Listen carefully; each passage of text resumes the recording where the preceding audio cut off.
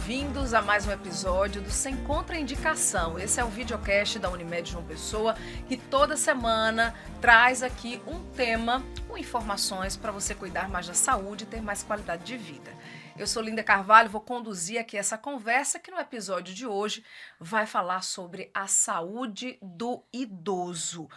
E aí, na legislação brasileira, né, considera-se idoso, ou idosa, melhor dizendo, a pessoa que a partir dos 60 anos de idade, né? Então, a partir dos 60 anos de idade, essa pessoa já é considerada uma pessoa idosa de acordo com a legislação brasileira. Então, se você chegou aí nessa fase da vida, né, fica com a gente até o final que vai valer a pena. Você vai ter muita informação para cuidar mais da sua saúde. E se você ainda não chegou, assim como eu, fica também que é para a gente beber aqui dessa fonte, ter mais informações para a gente poder aí chegar nessa fase da vida com mais saúde e com mais qualidade também. É assim que a gente espera, não é verdade? Bom, e aí eu trago números para a gente entender o tamanho dessa parte da população. Veja bem, uma pesquisa que foi divulgada no ano passado pelo IBGE mostra que o número de idosos mais do que duplicou aqui no Brasil entre 2000 e 2023, ou seja, em 23 anos. A população brasileira com 60 anos ou mais passou de 15 milhões para 33 milhões de pessoas nesse período. Mas será que a gente sabe o que fazer para chegar nessa fase da vida com autonomia, com mais qualidade de vida? Bom, quando chegar lá, quais são os cuidados que a gente deve ter, né? Quais são as dicas, as orientações? Qual a responsabilidade dos filhos, do cuidador nesse processo todo? Enfim, a gente vai conversar sobre todos esses assuntos hoje aqui no nosso bate-papo. A gente recebe os nossos convidados, Dr. João Deon, geriatra, que está vindo pela segunda vez aqui no nosso videocast. Seja bem-vindo.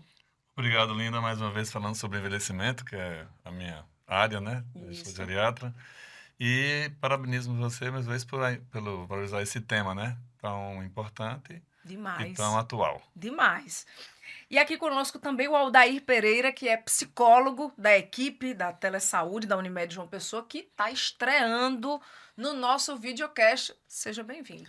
É isso aí, estou estreando aqui, né? Tô muito feliz, grato pelo convite para falar de um tema importantíssimo, né, para a nossa sociedade aí, que é a saúde mental do idoso. Então, Que bom, vamos que lá. bom. Vamos falar muito, trazer muitas dicas aqui para a turma que está nos assistindo. Mas antes do nosso bate-papo começar, já se inscreveu no nosso canal?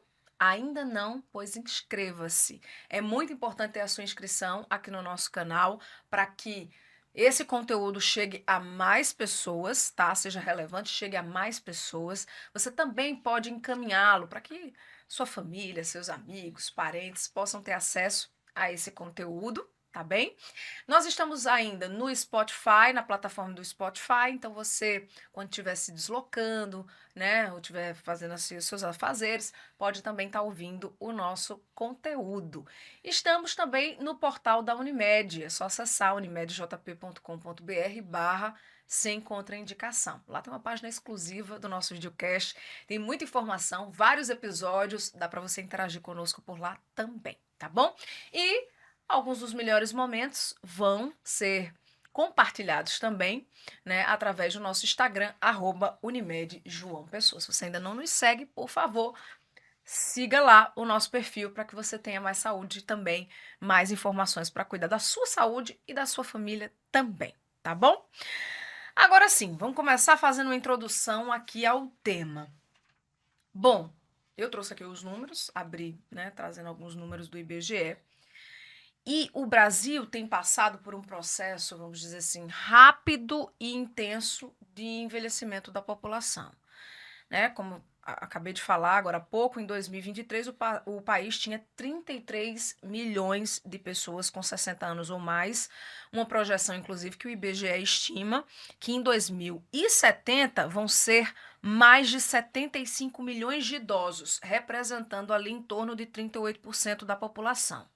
Então, o jovem de hoje precisa se cuidar para chegar aí na terceira idade com qualidade de vida, com autonomia e tudo mais.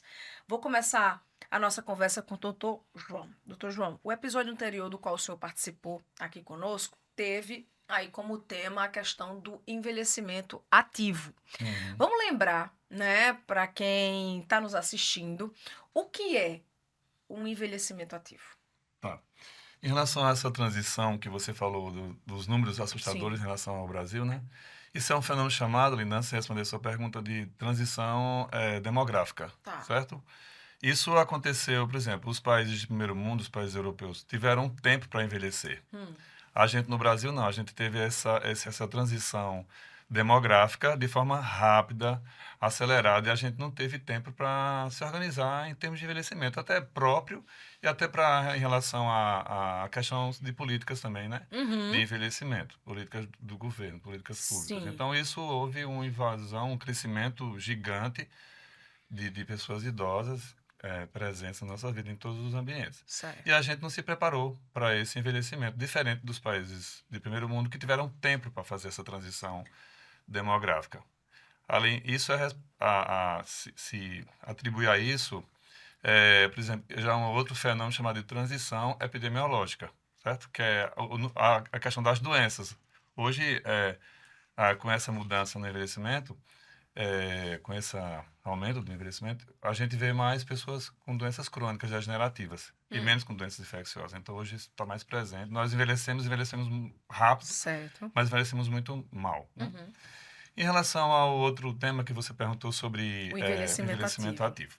Isso. Então, o envelhecimento ativo, ele o envelhecimento, como você falou na introdução do programa, com independência funcional, com independência intelectual, tomando poucos remédios, com poucas doenças, né? Sim. Esse é o envelhecimento ativo, que a gente considera envelhecimento bem-sucedido, né? Diferente do envelhecimento normal, o envelhecimento mais comum, que é o envelhecimento com polifarmácia, envelhecimento com doenças, né? Envelhecimento com mais comprometimento funcional, ou seja, o paciente mais dependente, precisando de outras pessoas para cuidar. E isso a gente, o objetivo é o envelhecimento ativo, o envelhecimento bem-sucedido, que é o que todos nós queremos para nossas vidas. Nós queremos, mas nem todos procuram fazer ou ter hábitos que nos levem a isso. A gente sabe que tem doenças, tem problemas na saúde que enfim, dependem dos nossos hábitos. Porém, tem muitos outros que podem ter ali um controle melhor, uma qualidade melhor de vida, mesmo diante dessas situações, através de hábitos saudáveis. Aí eu lhe pergunto, quais são os hábitos de vida, hábitos saudáveis, que o senhor considera assim que são fundamentais para que a gente possa envelhecer com saúde? Tá. Envelhecer com saúde é complexo, mas a gente pode pontuar exatamente. Por exemplo, se você tem a mudança dos hábitos e costumes, por exemplo, fumar, ingerir bebida alcoólica de forma excessiva, né? Isso tem que ser mudado, corrigido, porque esses dois hábitos que são os mais comuns, isso são fatores de risco para aceleração do envelhecimento, ou para contribuição negativa para o envelhecimento. Por exemplo, a atividade física, né? O sedentarismo também é um fator de risco negativo para o envelhecimento bem-sucedido. Então, a atividade física deve ser promovida desde cedo, né? Então, hoje a gente fica... o idoso, até na fase do idoso mesmo. O idoso ativo, ele é bem mais saudável do que aquele idoso que tem sedentarismo ou não pratica uma atividade física, por exemplo. Certo. Além dessas mudanças, você tem que também passar por ponto de vista médico. Por exemplo, se você tem hipertensão, diabetes, problema de colesterol, triglicerídeos com as dislipidemias, isso tem que ser corrigido. Como? Você tem que realmente procurar um atendimento médico para fazer alguns exames e se detectar essa doença ou essas doenças, corrigir, né, de forma adequada com orientações. Então, seria a mudança dos hábitos e costumes, o tratamento das doenças que existiram, a prevenção das mesmas, né? Se você tem história familiar, então você procura antes, né, essa informação, se você tem... E a questão da atividade física, que é fundamental. A atividade física para um envelhecimento bem-sucedido a gente vê muito na internet, trabalhos, até no Instagram mesmo, orientações de educadores físicos promovendo, orientando. Então, realmente, a atividade física É fundamental. E outra coisa, a questão do estresse, né? Que o Sim. nosso velho O controle, pelo estresse, menos, o né, do antigo, estresse. né? Acredita que pra gente que o estresse faz parte da vida do ser humano porque é como ele você utilizar o estresse como uma sobrevida, né? Como você tá ali para poder lhe proteger. Mas Uhum. esse estresse em excesso, ele causa danos ao cérebro, danos à sua saúde Mental. mental, que Mental. está o nosso especialista aqui, e dano físico também, né? Sim. Além de você piorar os seus níveis de glicose, de hipertensão, né? E você não tem uma qualidade de vida. Então, assim, se resume em melhorar a qualidade de vida, como você falou aqui, que é o Sim. objetivo dos programas, né, nos podcasts da Unimed, Uhum. na melhora dessa qualidade de vida. Então, são esses fatores pontuais Uhum. principais, entendeu, Linda? Entendi. Eu vou pegar o gancho da saúde mental, passar a bola também para o Aldi. Do ponto de vista, Aldi, do bem-estar emocional, também da saúde mental, né? Quais seriam esses hábitos saudáveis que a gente precisa valorizar ou, né, tá preocupado hoje, assim, atento, para que a gente possa chegar numa velhice com mais qualidade? Isso, né? Alguns fatores são extremamente importantes. Por exemplo, vamos começar com a conscientização, né? É necessário que a população, a gente trabalhe isso de forma mais ampla, a conscientização de que eu preciso viver bem e viver com qualidade essa etapa da vida. Então, por exemplo, eu poderia dizer que a gente trabalhar desenvolvendo um autoconceito positivo, primeiramente, né? Saber das minhas capacidades, saber dos meus pontos fortes, atributos, não esquecer a história, porque a história foi construída, né, sobre vitórias, Sim. superações, conquistas. Então, ter isso em mente nessa etapa da vida, isso é extremamente importante. É algo que a gente não pode negociar. Eu reconhecer das capacidades que eu tenho, né? E aí também de adaptação também, né? De poder se adaptar em diversas situações da vida. Momentos que são conflitantes, ameaçadores ao meu bem-estar. Essa capacidade de adaptação ela é muito importante. Um outro ponto, né? A gente não dá para viver sem problemas, né? Eu diria que viver sem problemas seria um problema, né? Porque a vida humana é movimento, Sim. né? Então, o tempo todo eu sou estimulado a sair do lugar onde eu estou para o lugar onde eu devo ir. Sim. Então, já que eu não consigo viver sem problemas, como melhor viver com eles, né? De que maneira eu posso lidar com esses problemas e que desenvolvem muitas emoções, né? E às vezes emoções ruins. Então, muitas vezes, saber lidar com as minhas emoções, passar por esse processo de autoconhecimento é muito importante, né? De que maneira eu reajo diante das situações? Já que eu não Sim. tenho controle do que acontece, Uhum. né? Eu tenho controle, eu posso controlar a minha reação, Uhum. eu posso controlar a maneira de agir no mundo, né? Então, esse processo de autoconhecimento, por que que eu reajo assim diante de determinadas situações, né? Então, chegar a essa explicação me ajuda muito.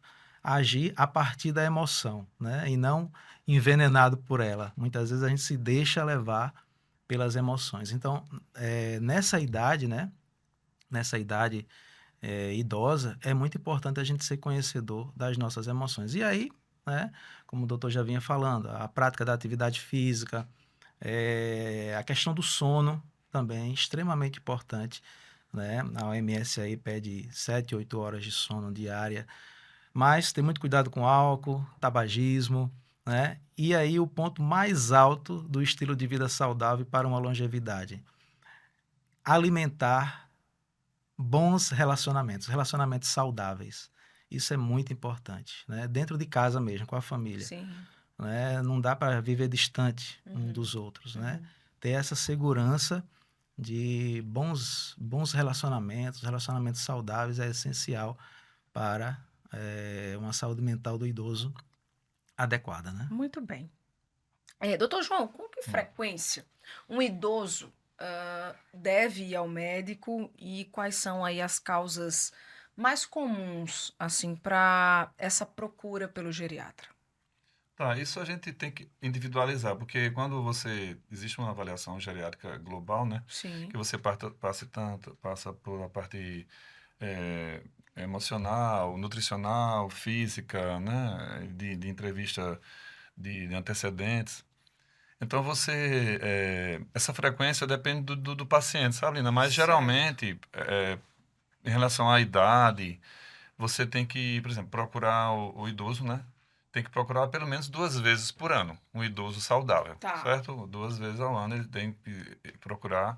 Mas se é aquele idoso mais dependente, aquele que já está cadeira de rodas, ou usando algum dispositivo, ou acamado, esse tem que ter uma frequência bem mais próxima, às vezes até mensal, Sim. trimestral, Uhum. entendeu? Eu costumo individualizar. Certo. Individualizo cada paciente de acordo com a comorbidade, com a dependência, Uhum. entendeu? Não existe assim uma regra, mas eu digo, de forma a responder a sua pergunta, o idoso saudável, que começou o envelhecimento agora, por exemplo, passou de 60 e Sim. ainda não está mais com dependência nenhuma, Uhum. ele tem que ir pelo menos a cada 6 meses Entendi. para fazer monitoramento. E qual, na sua experiência, né, no consultório, quais são as doenças mais comuns que podem ser prevenidas Podem ser prevenidos. na terceira idade? Sim. Então, como eu falei agora no início sobre envelhecimento bem-sucedido, a prevenção de doenças, a gente pode até falar assim, quais as doenças mais frequentes, tá? Hum. Em relação às doenças mais frequentes do paciente idoso, a gente tem as doenças osteoarticulares, cardiovasculares, gastrointestinais, cerebrovasculares. Então, assim, são inúmeras doenças, a gente passa por Sim. todas as especialidades, o geriatra geralmente tem uma Uhum. formação global, né? Então, a prevenção seriam dessas próprias doenças. Por exemplo, se você já tem artrose, então prevenir para que você não fique com imobilidade. Se Sim. você tem hipertensão, diabetes, prevenir, tratar para você que não desenvolva um infarto, um AVC, que são causas de morte, né? Se você tem doenças oculares, por exemplo, a frequência no oftalmologista para medir a pressão ocular, para não Uhum. desenvolver cegueira, ou você tem algum distúrbio de memória, por exemplo, procurar acompanhamento para evitar que você desenvolva uma demência ou Sim. um declínio cognitivo que comprometa a sua atividade, a sua independência funcional, independência intelectual. Então, são principalmente essas doenças. E tratar, por exemplo, aqui com o nosso colega, a gente também faz essa parte médica, né? Uhum. De tratar doenças como depressão, né? Sim. Como Sim. as demências. E Aham. a gente tem essa questão da abordagem da prevenção e do tratamento, né? Tá. Basicamente, Uhum. seriam as principais. E quais são os cuidados que se deve ter, por exemplo, com o uso contínuo de medicamentos? Certo. Hoje a gente tem uma prática muito no Brasil de automedicar, né? A gente tem desde cultural nosso, né? Aham. A automedicação, que é combatida no paciente idoso, por quê? Esses medicamentos ele tem uma série de efeitos colaterais. Por exemplo, tem medicamentos para labirintite que você usa cronicamente que pode dar mal de Parkinson, por exemplo, Aham. ou da questão de hipotensão postural, cegueira. Então, assim, a gente costuma evitar que a automedicação seja praticada. Existe uma situação que é chamada polifarmácia no paciente idoso, Hum. que faz parte do envelhecimento, aquele envelhecimento que a gente falou que é o envelhecimento normal. Então, costuma-se ter pacientes idosos tomando pelo menos mais do que 5 medicamentos. Isso é muito frequente, né? Então, quando a gente... E às vezes a gente também, quando vai ao médico, chega no médico e o médico não prescreve nada, a gente, esse médico não sabe muita coisa não, né? Então, a gente tem também essa preocupação. E o geriatra tem esse papel de quando você vai a ele, Ah. já é orientado por alguém da família ou algum colega que acha que você está tomando remédio demais. Às vezes você está tomando hoje com os genéricos, você toma um de marca e toma um genérico com o mesmo princípio ativo. Sim. Então, essa investigação, esse inquérito medicamentoso que a gente faz de identificar medicações, corrigir, que o geriatra faz Uhum. esse papel, de identificar para que serve, para que a importância de tomar ou não tomar, né? Então, isso é também o papel aqui do geriatra nesse momento, né, em relação à polifarmácia, Entendi. né? Que é chamada, Entendi. a polifarmácia é aquele indivíduo que toma muita medicação. Sim, sim, sim, sim. Então, essa é uma preocupação constante, Uhum. que inclusive é um dos gigantes da geriatria, Uhum. que a gente chama de gigantes da geriatria, é a questão da polifarmácia. Porque, por exemplo, E até algumas medicações que a gente passa, pode fazer até iatrogenias, por exemplo, né? A gente passa um medicamento que possa dar uma hipotensão postural, um psicotrópico, por exemplo. Certo. Possa dar uma queda de pressão, o paciente ficar tonto, cair na hora de ir ao banheiro, escorregar no chão, fraturar um fêmur, né? Vai para o hospital, interna, é corrigida a cirurgia, fica na UTI e acaba morrendo de embolia pulmonar. Quer dizer, onde foi que começou tudo? Na prescrição, né, do medicamento. Então, isso é uma preocupação gigante do geriatra. Por isso que é considerada a polifarmácia como um dos gigantes da geriatria, né? Entendi. Em relação a esse cuidado na polifarmácia. Com relação à alimentação, doutor João, quais são os alimentos que a gente deve evitar, né? Que o consumo excessivo, né? E quais são os alimentos que a gente deveria consumir mais, que trazem, mais que ajudam, né, nesse processo de vida mais saudável? Certo. Os alimentos, os vilões, são os carboidratos, a meu ponto de vista, né? As gorduras saturadas, né? Os carboidratos estão envolvidos em tudo. A gente não vive sem carboidrato, né? Isso. Os alimentos, assim, de maior indicação para paciente idoso são os que têm base proteica. Mas são alimentos que são pouco palatáveis, saciam mais rápido e são mais caros também, né? Então, por isso que a gente tem um consumo menor das proteínas. Porque existe um fenômeno na geriatria que é o fenômeno chamado sarcopenia. É uma transformação do tecido magro, né, do Tá. músculo, em gordura, né? Certo. Então, isso é um fenômeno conhecido na geriatria, com o envelhecimento acompanha isso aí, chamado sarcopenia. Então, um indivíduo desenvolve atrofia muscular, diminuição da força, causa de queda, né? A causa de emagrecimento, por exemplo. Então, isso tem a ver até com a alimentação. Indivíduos que têm alimentação mais rica em carboidratos, carboidrato, acho que todo mundo sabe, né? Massa, doces, pães, né? Todo tipo de massa, principalmente. E pouca proteína, que é carne, ovos, derivados, né? De leite e tudo mais. Então, essa questão da alimentação mais saudável é aquela que é pobre em carboidratos e mais rica em proteína, né? Certo. Que tá longe do nosso hábito, ao meu ver. Como é. Aí eu quero entrar em um outro ponto, ainda falando sobre a questão de prevenção de doenças, né? Eu queria entrar no ponto delicado, que é a vacinação, Certo. né? Como é que a vacinação pode ajudar na prevenção de doenças em idosos? Quais não devem deixar de ser tomadas de forma nenhuma? E quem está nos assistindo precisa, se caso não tenha tomado, tem que ir tomar. Quando você falou aqui do envelhecimento bem-sucedido, envelhecimento ativo, o envelhecimento bem-sucedido, a vacinação faz parte também disso aí, eu esqueci de falar. Porque, assim, as vacinas, a gente tem um calendário vacinal muito, muito organizado no serviço público, por exemplo.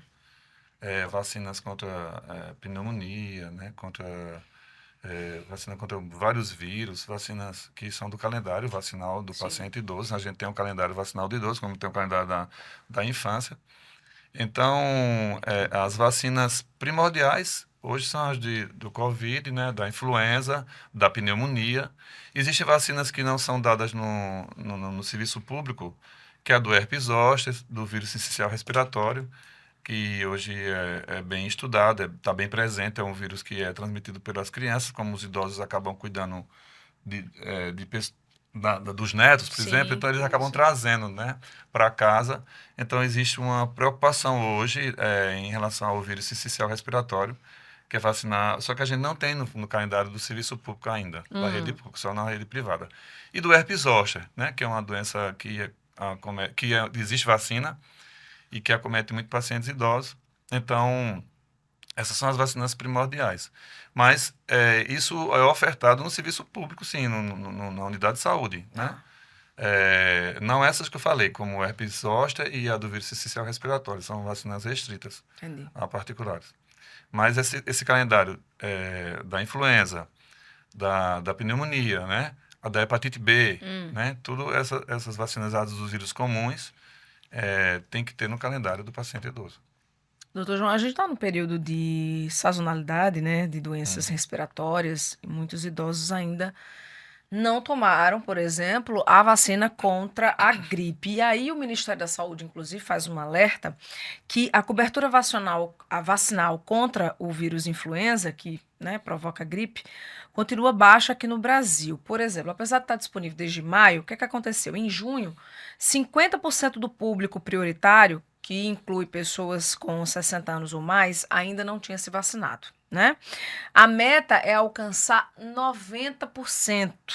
E aí eu escuto muitos idosos dizendo que temem tomar a vacina porque alegam que em outros anos, enfim, outros amigos, parentes, conhecidos griparam, né, depois da aplicação. Isso pode realmente acontecer? Por que que isso acontece? Conte aí pra gente. Não, essa questão da vacina já é uma situação que, desde quando foi criada a primeira vacina da influenza, né?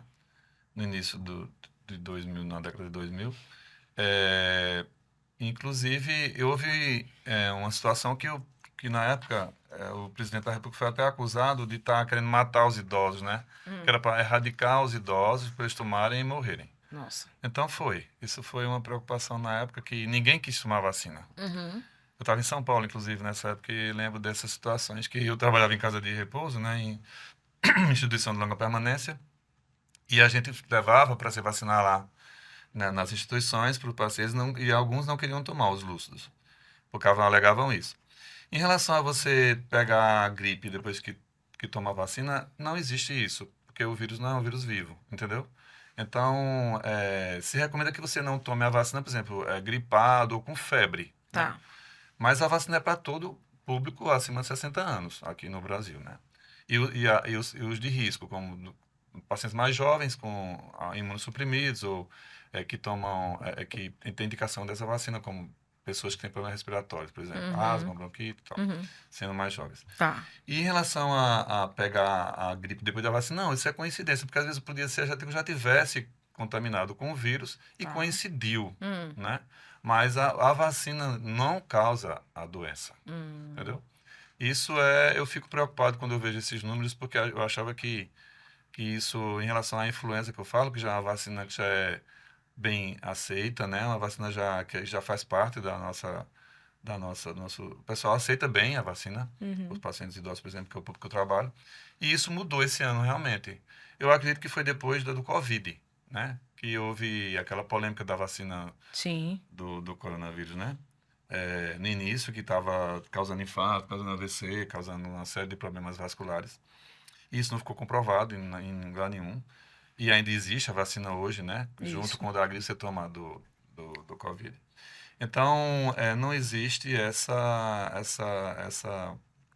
ligação. Isso é falso, entendeu, Lina? Uhum. Se você tomou a vacina e desenvolveu os sintomas, você já estava previamente contaminado com o vírus. Certo. Entendi. Um outro ponto que eu queria conversar aqui, que está relacionado à saúde do idoso, é a questão do risco de quedas, certo?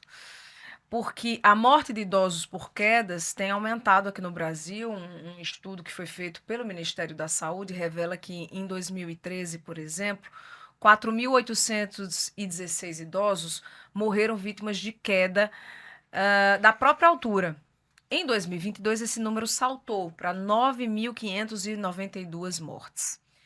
Considerada a terceira causa de mortalidade entre as pessoas com mais de 65 anos, as quedas mataram mais de 70.500 idosos entre 2013 e 2022 aqui no país. Eu vou daqui a pouco falar sobre fatores de risco, enfim, a questão da adaptação do ambiente doméstico, mas para começo de conversa, Aldi, o medo de cair, né, que muitos idosos têm, pode afetar a qualidade de vida desse idoso. Como lidar com isso? Né? É interessante chamar a atenção para isso, né? Sobretudo o tempo que a gente vive hoje, o inverno, tá tudo molhado por aí, Exato. né? Eu sempre chamo a atenção dos meus pais, né? Cuidado com questões de queda, né? Preste atenção nos lugares onde vocês andam aí pelo quintal, tudo, porque acontece muito, né? Um em Uhum. cada três idosos de 65 anos para cima, né? Ou mais, é comprovado, acontece uma queda a cada ano. né? Tem aqueles que pensam assim, não vou sair de casa não, porque se eu sair pode ser que eu caia e aí de repente acontece alguma coisa, então é melhor ficar em casa. Só que vai ficando em casa, vai ficando em casa e a vida social vai sendo deixada de lado também por conta desse medo. Isso. Acontece isso também? Acontece, né? O medo é uma emoção natural, né? Uhum. Não depende de cultura, não depende de nível de escolaridade. Todo ser humano contém essa emoção, medo. E é Uhum. importante a gente também mapear a intensidade, né, desse medo, né? Porque é interessante que o medo nos ajuda a nos proteger, porque, por exemplo, se eu saio na rua, se eu sinto medo que posso cair, então eu vou agir com mais prudência, né? Uhum. Então, de certa forma, o medo nos protege. Sim. Mas aí, a impedir que eu tenha justamente relações sociais, saia de casa para resolver as minhas questões. Então, Uhum. é importante essa autoconfiança, né, que eu falava no início. É muito importante saber Sim. que você é capaz, mesmo sendo idoso, se não puder sozinho, mas pode pedir ajuda, né? E isso é muito importante. E aí trabalhar justamente, né? Acho que você vai trazer também esse tema da casa segura, né? Do ambiente seguro, Sim. né? Trabalhar impedindo aí obstáculos dentro de casa, pisos, né? Mais seguros, antiderrapantes, Uhum. instalações de barras aí de apoio, né? Então, todas essas atitudes ajudam muito. E a própria atividade física também, né? Uhum. A própria atividade física porque fortalece os músculos, fortalece, né? Enfim, toda a parte emocional, cognitiva, enfim, tudo isso é muito importante. Doutor João, quais são os principais fatores de risco para as quedas em idosos? Tá. Quando a gente fala de quedas, por exemplo, só em relação à questão de quedas, antes de falar dos fatores de risco. A queda, por exemplo, queda de uma fratura de fêmur. O paciente em um ano tem chance de morrer, 75% de chance de morrer. Né? Olha É um aí. termo, isso existe na Nossa. estatística em Uhum. trabalhos falando Uhum. isso.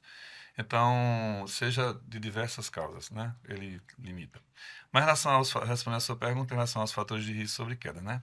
Quando a gente fala de queda, a gente divide geralmente em duas situações: os fatores intrínsecos e os fatores extrínsecos. Os fatores intrínsecos é do paciente Certo. e os extrínsecos são do ambiente, Tá. entendeu? Por exemplo, iluminação é um fator extrínseco, piso é um fator extrínseco, né, ao paciente. Iluminação, o piso, né, o piso é inadequado, por exemplo.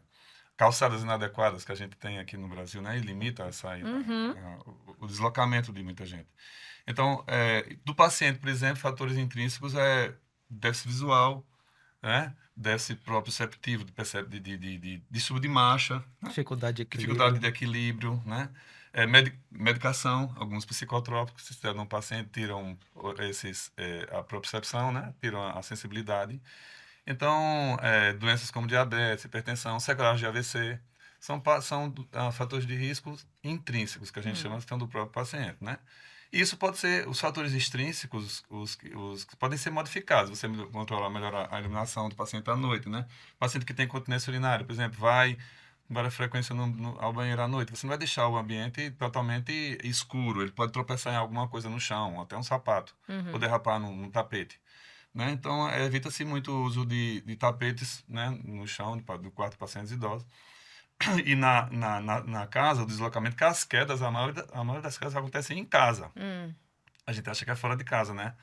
Mas as quedas dos Verdade. pacientes idosos acontecem em Em casa e no casa. banheiro, Poxa vida. né? Olha aí. Então, assim, o ambiente, porque a gente tem costume de botar muitos móveis, né? A gente Aham. decora o ambiente, às vezes para quem é rápido, para quem anda desloca, é muito fácil, mas o paciente que usa algum dispositivo tipo um andador. Uhum. Então, para ele passar, para ele se deslocar do quarto, passar do quarto para a cozinha, do quarto para o banheiro, Hum. ele pode cair até o que já caiu, que a gente chama de caidores crônicos. Então, Entendi. pacientes que caem muito, faz fratura de fêmur, faz hematoma subdural, né, que precisa operar, quer dizer. E além de tudo, além de ter uma chance de mortalidade enorme, ele é um fator limitante por causa do medo, né, e do isolamento social.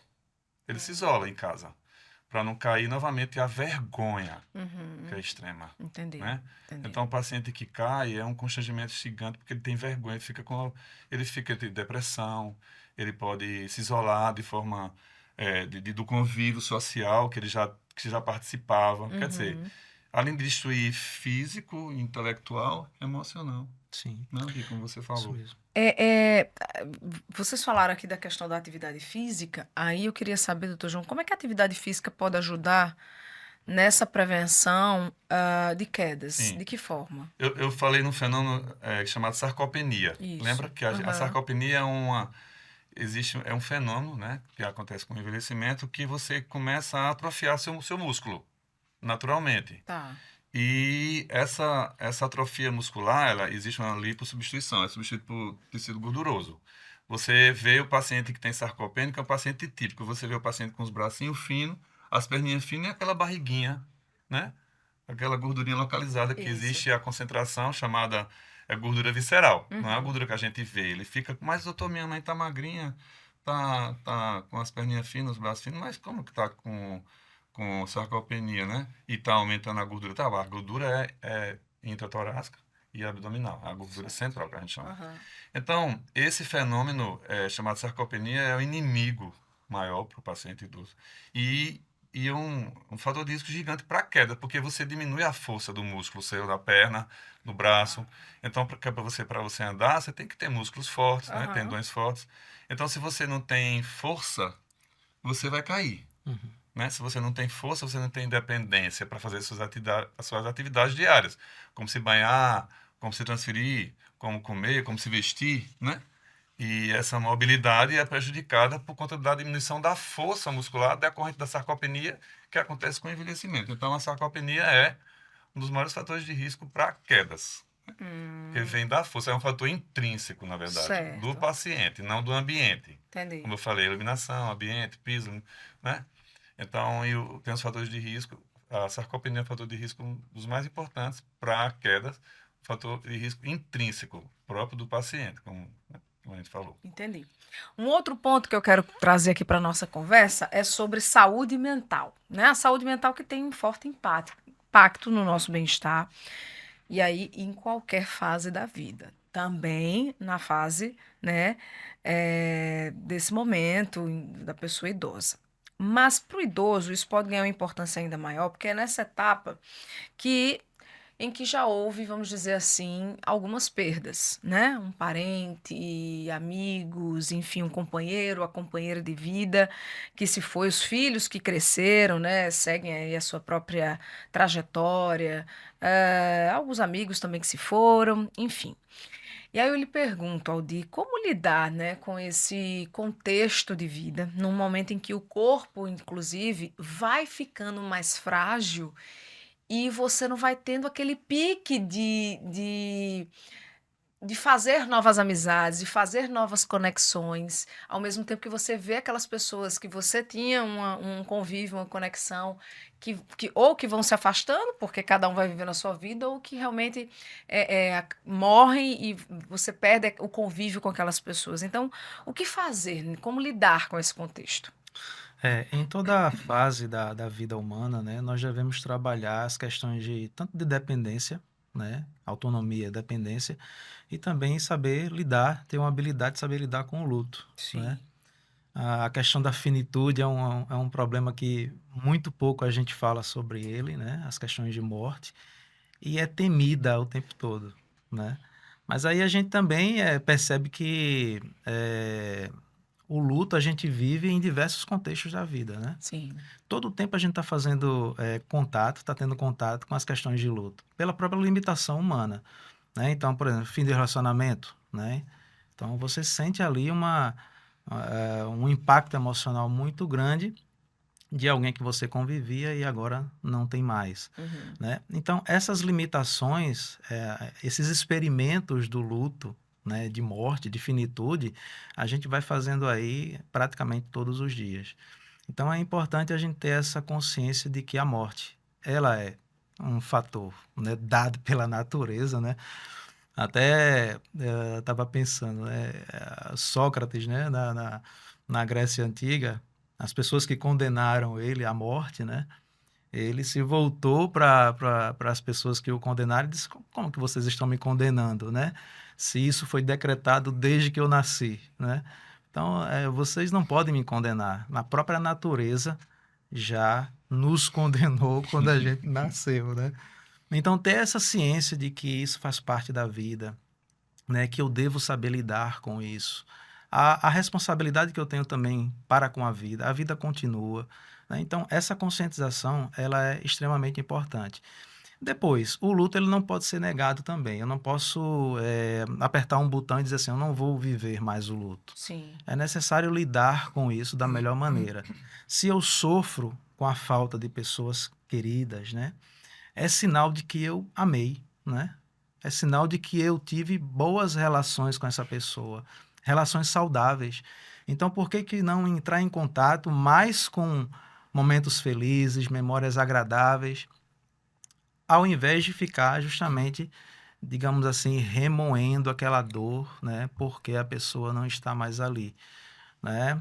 E um outro ponto de que a gente pode pensar e refletir é que há uma forma de ficar, né? Que é justamente ficar, a pessoa fica na memória, né? Uhum. Morre o corpo, mas as memórias agradáveis elas ficam. Então entrar em contato com tudo isso é muito importante agora, né? Hum. Não se isolar, não achar que isso, a minha vida acabou.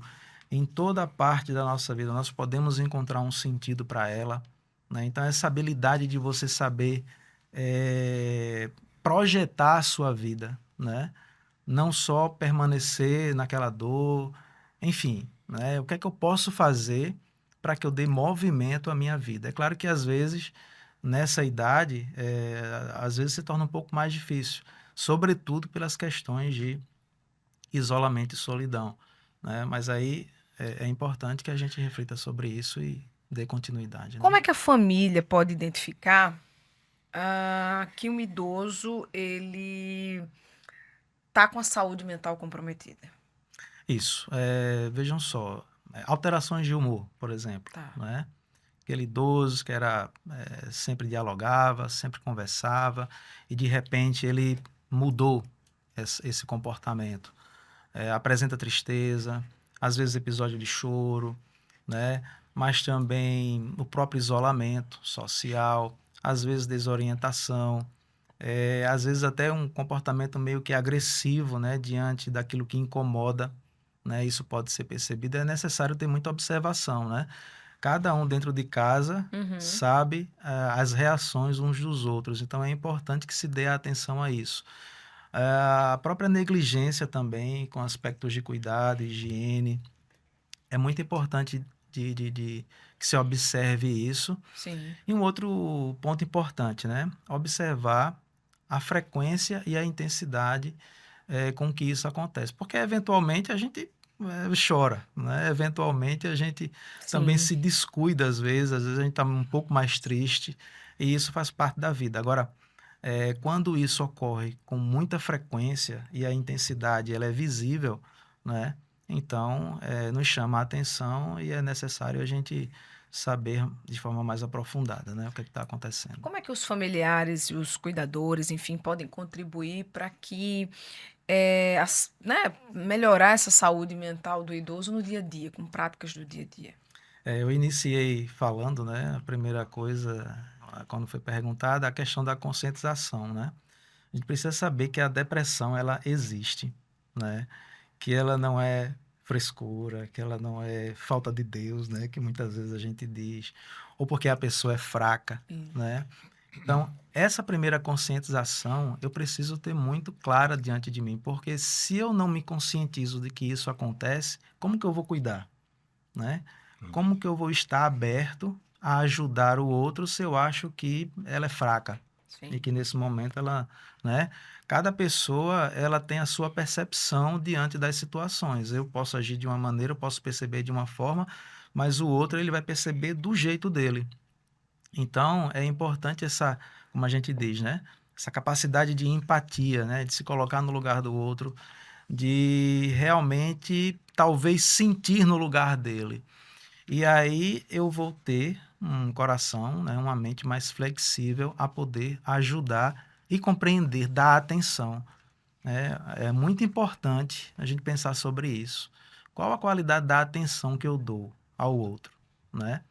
Então, quando eu dou a oportunidade do outro falar, né? Automaticamente eu estou dando a oportunidade dele ser compreendido, Aham. né? Tinha um professor que ele dizia isso, né? Um dos maiores desejos do ser humano é de ser compreendido, né? Então, quando eu dou essa abertura para ele, né? Então ele vai se sentir acolhido, amado, né? Então é importante, é o cuidado que humaniza, né? O que humaniza é o cuidado. Então, se eu estou aberto ao cuidado, então, consequentemente, né? E outra coisa também, né? Muitas vezes a gente fixa muito nos aspectos negativos, né? Na doença, na fragilidade, na fraqueza. E a gente esquece que a gente pode focar e dar ênfase aos aspectos saudáveis da pessoa, Uhum. né? Então, o que é que permanece saudável que eu posso dar atenção e essa pessoa, de repente, voltar à vida, Sim, sim, né? sim. Então, é muito importante que eu pense sobre isso e aí, né, assim, realizar os tratamentos que forem necessários, tanto na terapia psicológica quanto Uhum. tratamento médico, né? Uhum. O paciente idoso tem essa particularidade que ele gosta de ser escutado, né? Essa escuta, não a escuta, mas a escuta mesmo, que a gente, como médico, falha um pouco, né? Nessa questão. O paciente idoso, ele gosta muito de ser escutado. Então, o médico que escuta, ele fica diferente. Ele fica mais, se é conquistado mais facilmente, entendeu? É. Olha aí. Eles têm porque às vezes o doutor já passei em todos os médicos e ninguém me escutou o meu problema. Então, assim, a gente acaba treinando o ouvido. Uhum. Fala menos, escuta mais, né? Tem um professor meu de geriatria, quando eu comecei na residência, ele dizia, olha, deixa o paciente idoso falar que ele dá o diagnóstico para você.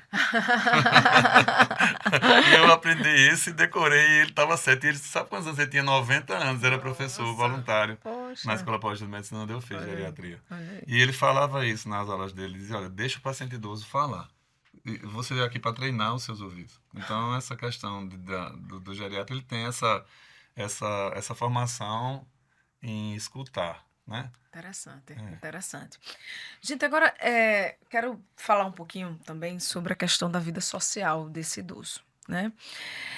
E aí relacionar essa vida social na influência com relação à prevenção de doenças, doutor João. Essa vida social, ela pode, de repente, proporcionar ou influenciar a prevenção de doenças, por exemplo, neurodegenerativas, como Alzheimer? Sim. Existem uns grupos estudados chamados, vivem nas Blue Zones. Acho que é um tema que são pacientes longevos, que têm mais de 100 anos. Essas zonas existem em alguns países. Na Itália, no Japão, Alemanha. na Alemanha, na Costa Rica, nos Estados Unidos e na Grécia. São essas 5 Blue Zones mais conhecidas. Certo. E esses pacientes, são mais de 100 anos, eles são estudados, né? Todos com independência, são saudáveis. Então, são pacientes longevos. E dentro das observações que são feitas, o que eles falam é essa sociabilização, né? Então, assim, amizades, participação de grupos de apoio, né? Pessoas que se encontram até para fazer trabalhos sociais ou para se encontrar para se divertir. Então, essa passagem dessa vida social, né? Por que esses pacientes estão fazendo diferente dos outros que não estão envelhecendo tão bem? Então, um dos itens estudados e observados, essa sociabilização é uma das mais frequentes. Então, os pacientes que têm uma vida social, ativas com amigos, né? E Legal. com encontros, com participação de grupos solidários, eles vivem mais, né? Talvez a questão da espiritualidade também, Sim. né? A espiritualidade faz parte também do envelhecimento bem-sucedido. Indivíduos mais espiritualizados, eles vivem mais, com a questão de fé, né? A questão da fé. Então, esse convívio social, a espiritualidade, né? Faz parte também da questão de evitar, por exemplo, doenças degenerativas, neurodegenerativas. Porque quando você tem um paciente que tem uma doença como uma demência, por exemplo, na questão da reabilitação neurocognitiva, ele participa de grupos de terapia com grupos, né? Reabilitação que geralmente o neuropsicólogo faz bastante. Sim, sim. Então, essa questão ele tem um tratamento individualizado, mas tem um com grupos, né? Essa interação social, os seres humanos, eles são nós somos seres que tivemos que tem que conviver com as pessoas, Sim, né? sim. Então, essa interação que a gente faz parte, a gente precisa disso. Até no envelhecimento, principalmente, porque a gente combate o isolamento social. O isolamento social leva o que? A depressão, a declínio cognitivo, a falta de risco para demência, né? Hoje a gente, depois da pandemia, eu falo da pandemia porque foi um marco, né? Sim. Então, a pandemia nos ensinou a como viver isolados, né? E esse isolamento foi uma tragédia, do ponto de vista emocional, né? Sim. Impactou até hoje. Tem gente ainda que convive ainda da mesma forma, com o medo, com as limitações, né? Essa limitação, ela tem prejuízos. Principalmente as pessoas que são mais, vamos falar assim, são mais restritas, são mais tímidas, né? Sim, sim. Então, essa timidez é uma questão de fator disso também para a questão de doenças degenerativas, doenças como depressão, Uhum. né? E quando o idoso demonstra uma resistência em participar de atividades sociais, né, manter essa vida social ativa, o que é que os familiares, o que é que um cuidador pode fazer, como convencê-lo, né, como estimular esse idoso a ter esse olhar diferenciado também? Antes de responder essa pergunta, né? O senso de pertencimento, né? Ele é um fator de proteção emocional, Hum. né? Então, essa questão de vivências, né? Com grupos de idosos que realizam ações sociais, ou mesmo na igreja, uma pastoral, né? Você está tendo contato ali diretamente, né? Com outras pessoas também que têm a mesma idade que você. Então, isso é um fator de proteção muito forte, né? E como eu falava, relações saudáveis é o ponto mais forte do estilo de vida para uma longevidade. Então, é perceptível isso, Você tem né? que quebrar a timidez mesmo, né? Isso. E a questão de atividades como dança, né? Uhum. Dança, artes marciais também. Tudo isso estimula muito a parte neurológica também, Que né? legal. Então, isso é muito importante ter essa ciência, o senso de pertencimento. E ao Uhum. contrário disso é a solidão, né? A solidão, além de causar reações negativas, frustrantes, é causa justamente de depressão, né? Comportamentos suicidas, impacta também em doenças fisiológicas, né? Há uma progressão para a doença de Alzheimer também, Olha a aí. questão da solidão. Uhum. Então, como é importante que a própria família tenha esse papel também, né, de conscientizar. Se ele não, se eventualmente ele não aceitar, né, não quiser resistir. Então, é importante que a família faça esse papel de mostrar a importância desses grupos e, de forma gradativa, Uhum. vá apresentando os benefícios, né, as vantagens de participar, enfim. Tudo isso é muito importante. Legal. Ou seja, a gente tem o papel do cuidador aí, que você vai falar, né, Linda? Em relação ao cuidador, que a gente tem aquele cuidador que é muito tóxico, é protetivo demais, que o paciente quer sair, mas tem aquele que, não, mas vai chover, vai cair, pode pegar uma gripe, vai se expor, a senhora não pode, é o comportamento inadequado para uma paciente que já é idosa, tal, né? E eu acho que essa liberdade, quando você tem independência, que depende de algum cuidador, isso é bem mais difícil, depende de como o cuidador vai estar, né? Sim. A Sim, disponibilidade do cuidador, a questão do tempo, a medicação, horário de remédio, horário de dieta, horário de tudo, Aham. você tem ali até uma questão que o paciente às vezes tem lucidez, quer ir, mas é limitado pela própria situação, o ambiente que ele está vivendo, né? Uhum. Então, eu sempre falo assim, olha, eu sei que parece ser meio egoísta, mas assim, a gente tem que ter essa independência funcional, independência intelectual, independência financeira, independência que eu falo, Linda, porque a gente não pode depender de ninguém, não é a questão não seja do ponto de vista emocional, Sim, mas é porque as pessoas, a gente é muito ocupado hoje, a gente não tem mais tempo de cuidar de ninguém. é Se eu verdade. parar para cuidar de minha mãe, por exemplo, que já é bastante idosa, eu vou parar a minha vida completamente, porque a gente não tem mais tempo, né? Então, essa independência em todos os sentidos, eu sempre promovo, eu Sim, ensino isso para meus pacientes, né? Não é a questão que eu falo, não é dependência emocional, é dependência física mesmo, né? sim. Você ter sua liberdade para fazer o que você quiser e se programar, né? Ou seja, a gente já está vendo aqui que o envelhecimento pode ser programado, né? Isso é bom, não é ruim, porque você, olha, eu posso ter horário para ir para minha academia, Uhum. posso ter horário para participar de minha igreja, posso ter horário para participar tomar meus remédios, para participar dos meus eventos sociais, a programação para ir para o shopping, para ir para uma festa, não deixar de participar com a família, né, de alguns eventos. Ou seja, então, me cuidar e ter o dia de fazer o exame, ter dia de ir para o médico, ter dia de ir para o psicólogo, né? Isso. Então, existe, tá vendo que a gente pode programar o envelhecimento? Bom, chegou o momento do quadro Mente Ativa. A gente vai conhecer um pouquinho das atividades que os nossos convidados têm, para além do trabalho, né? Como eles também fazem para cuidar do bem-estar, para ter um momento ali de lazer, enfim. Eu vou começar com o Aldi, que eu soube que gosta de cantar. Ele gosta de cantar. Eu falei, tu vai ter que dar uma palhinha aqui Eu pra tenho que gente. cantar, gente. Vai ter que cantar, né? Ele gosta de cantar, de estar com a família, cumpre missões da igreja, né? Como fazer palestras, cantar também. Inclusive, a gente tem fotos desses momentos. Joga na tela aí, ó. Primeiro cantando. Olha aí, Valdir, cantando. Você canta desde quando?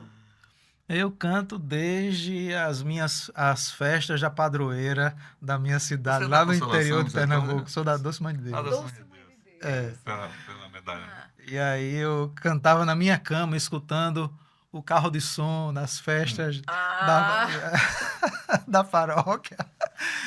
E aí eu fui chegando que para a igreja, legal. né? Tem uma vivência também Sim, na sim, igreja. sim. E aí comecei a Que cantar lá maravilha. e faço Coisa isso até boa. hoje. Tem mais foto? Ai, olha aí, palestrando, né?